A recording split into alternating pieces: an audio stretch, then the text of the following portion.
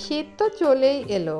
শীতের পিঠাপুলির আয়োজন যেন বাঙালির ঘরে ঘরে উৎসবের আমেজ এনে দেয়।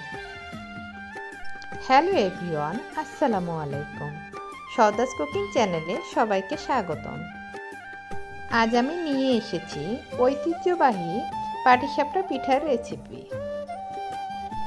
এবার শিখে নিন সহজ পদ্ধতিতে কিভাবে বানাবেন সুস্বাদু পাটিসাপটা পিঠা। এজন্য আমি এখানে একটি মিক্সিং বোলে 1.5 কাপ ভিজা চালের আটা নিলাম, যা আমি ডিপ ফ্রিজে সংরক্ষণ করে রেখেছিলাম। আর নিলাম 1/2 কাপ ময়দা, 1/3 কাপ চিনি, আর দিলাম 1 টিস্পুন সুজি। এটা আপনারা স্কিপ করতে পারেন, তবে দিলে পিঠাটা অনেক সময় সফট ও নরম থাকে।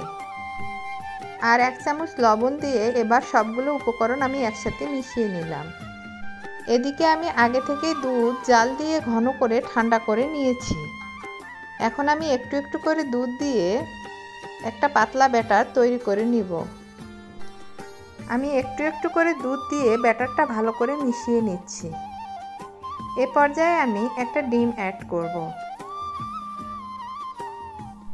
এবার ডিম দিয়ে একটি হ্যান্ড উইচের সাহায্যে ভালো করে মিশিয়ে একটি পাতলা সফট ব্যাটার তৈরি করে নিচ্ছি।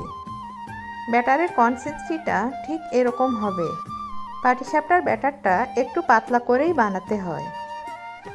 এখন আমি ব্যাটারটাতে একটা ঢাকনা দিয়ে রেস্টে রেখে দিয়ে এদিকে আমি পাটিসাপটার খিসাটা তৈরি করে নিব। এজন্য আমি একটি প্যানে 1/3 কাপ চালের আটা দিয়ে আটাটা ভালো করে ভেজে নিব। যখন এরকম ভাজা হয়ে যাবে তখন আমি তাতে দুধ অ্যাড করে দিচ্ছি। এখন আমি একটু ভালো করে নাড়াচাড়া করে দুধ ও আটা একসাথে মিশিয়ে নিচ্ছি। খিসাটাকে তাড়াতাড়ি ঘন করার জন্য আমি 1 কাপ গুঁড়ো দুধ আগে থেকে গুলিয়ে রেখেছিলাম, সেটা দিয়ে দিলাম। আর দিলাম 1/2 কাপ চিনি ও 1/2 কাপ নারকেল কোরানো।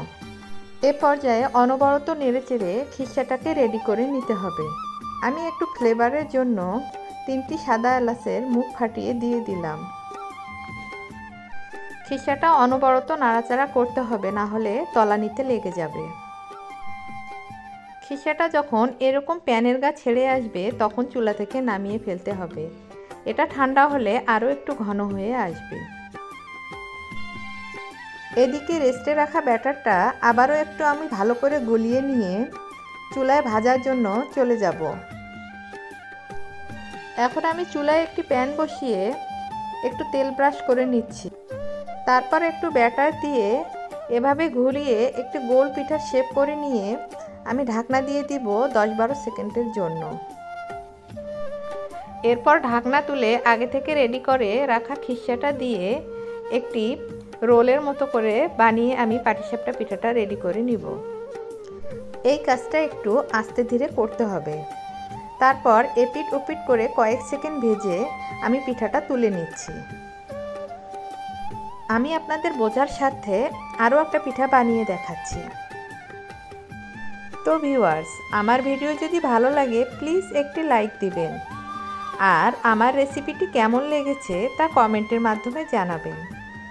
আর আমার চ্যানেলটি সাবস্ক্রাইব করতে ভুলবেন না কিন্তু।